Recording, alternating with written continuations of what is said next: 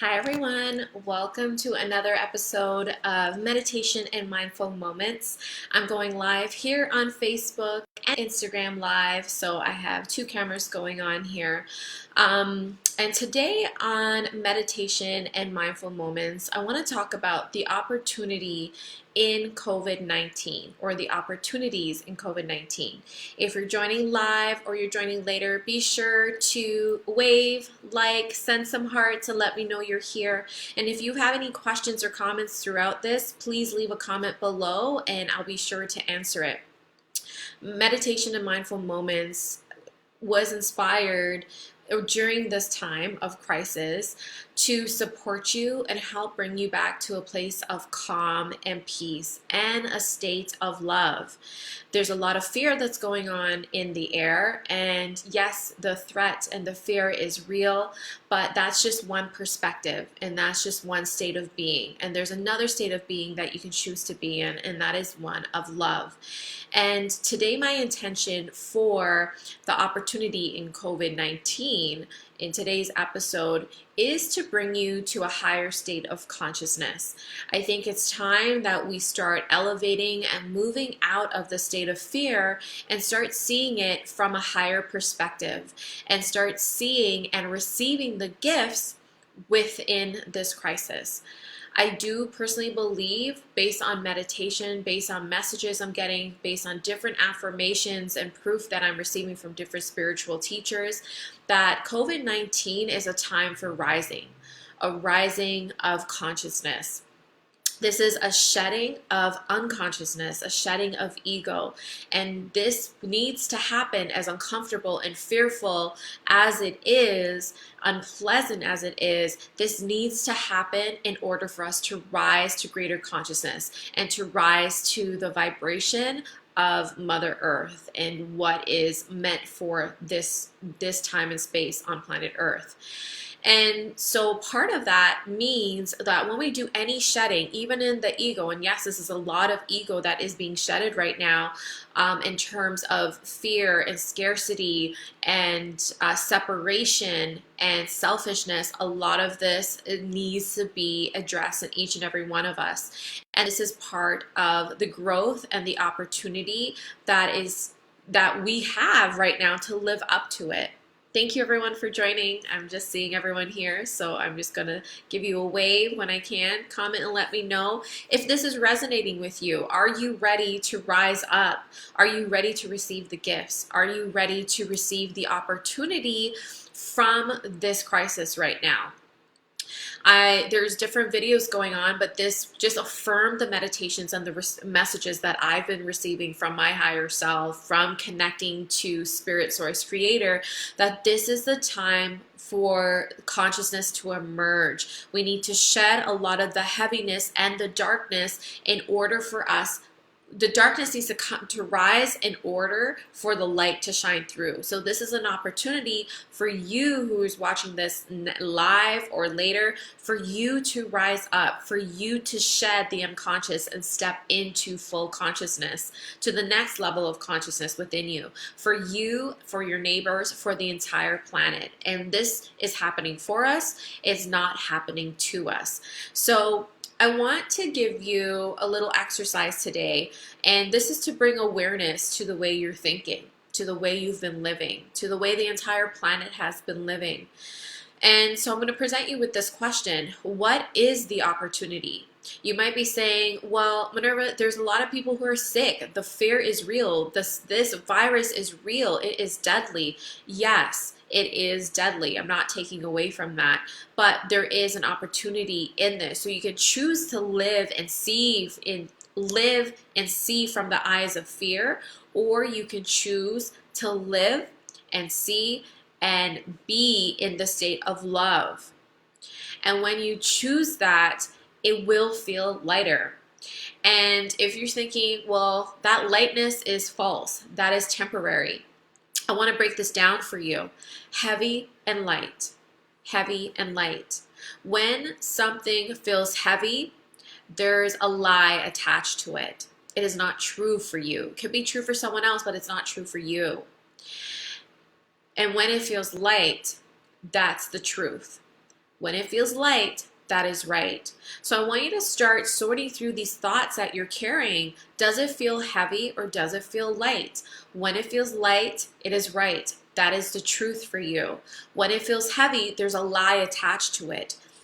There's a lie, there's no, it's not true for you. So I want you to start thinking through the thoughts that you're carrying, thinking through, sorting through even the emotions that you're carrying, the fears that you're carrying. Does it feel heavy or light? And I'm going to go through some of this, what came up, what I've experienced myself, what I'm seeing around me. And I want you to think, does that feel heavy or light? So being at home, many people are in lockdown. People are putting themselves in self-isolation or doing social distancing. My family and I were doing social distancing. And even for my practice, for all my coaching clients, we're doing video right now. And that's working great for all of us. But a lot of people are looking at it as, oh my gosh, I have to stay at home for 14 days. When is this going to end? And those thoughts keep spiraling. And that feels heavy.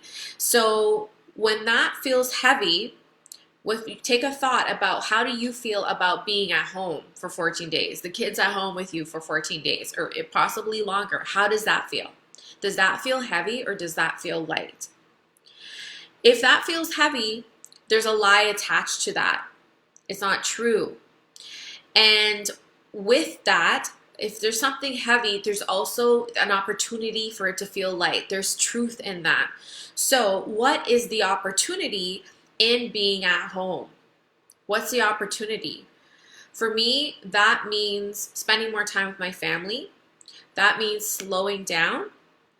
That means eliminating, spending time with family. I wrote it down here so because I have a lot of darkness, that like heavier thoughts and picking up what's been going on in the community, and then seeing the opportunity in it. So being at home, what does that mean? That means slowing down, doing less work, coming back into balance because you were out of balance for so long and doing so much of the doing and being in the masculine and working, and the focus was on that. And this brings it back into balance, that what is important, right?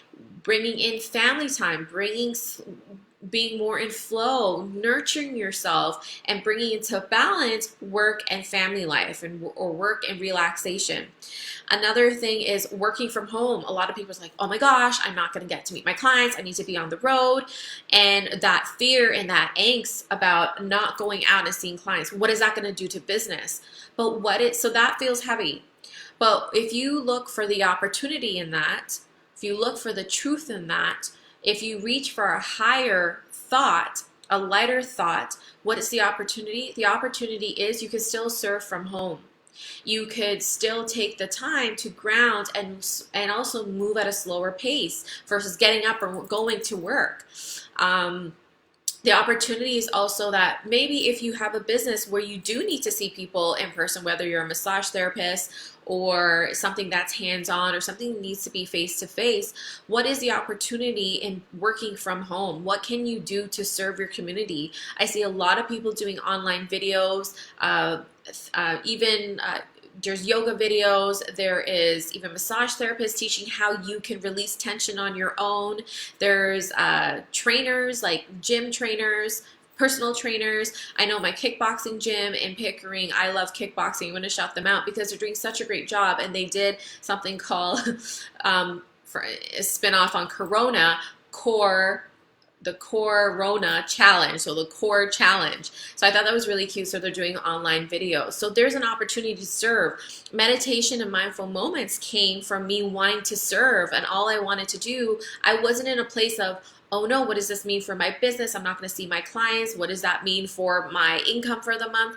I actually didn't go there. I was just like, I just felt this urge that I need to help. I need to serve. I need to raise our community and help do my part in raising the consciousness. So that's where meditation and mindful moments came from. So, and I feel so good about that. And from that, a TV opportunity came, which I'm going to tell you about soon. So what is the opportunity? From working from home. And when you find that opportunity, you're going to find that feels lighter. You're going to feel that flow. You're going to feel truth. You're going to reconnect to that state of being, that vibration of who you are. And you hear me talk about that a lot, but who you are is a vibration of love, of lightness, of infinity, of expansion, an indestructible being. Your spirit is indestructible. So when you choose to go down the route of sitting in the fear of what's going on with this virus, staying at home, what does this mean long term? Will I get it? Will my family get it? What is behind all of this? What does this mean for me, my family, and our future? When you sit there, it really brings you down. You're going to feel that heaviness. Would you agree? You would feel heaviness when you sit in those thoughts. When you continue watching the news, when you continue going down social media, going down that rabbit hole of social media.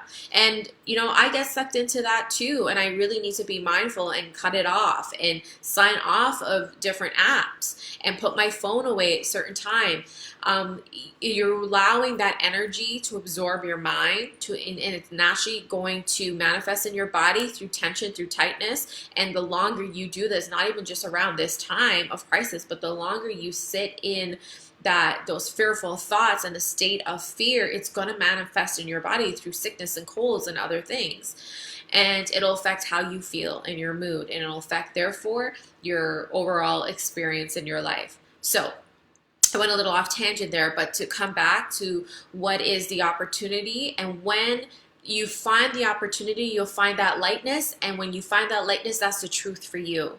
So stay with that, commit to that, start looking for the opportunity in the darkness, in the crisis, in the pain, not just now during COVID-19, but any time in your life. What is the opportunity? So many other things, so many beautiful things have been happening and affirming that Mother Nature was trying to get back into well-being, had to restore itself. It's like a reset for Mother Earth. Now that there are not as many cars on the road, airplanes are not flying as much, there's less travel. There's even evidence that the smog in China cleared up just from this 60 days. And it cleared up in just these 60 or 2 to 3 months of what happened of them being on shutdown and lockdown. It's cleared up so much in just this short amount of time that if we continued going the way we were going, it would have taken decades to clear up that smog. So the smog is clear, the skies are blue, the oceans in Italy are clear, the rivers in Italy are clear, that now dolphins and fish are swimming in there again. That's the natural way of life. That's how it's supposed to be. What other things that are coming from this is in terms of our consumption, in terms of what we're eating.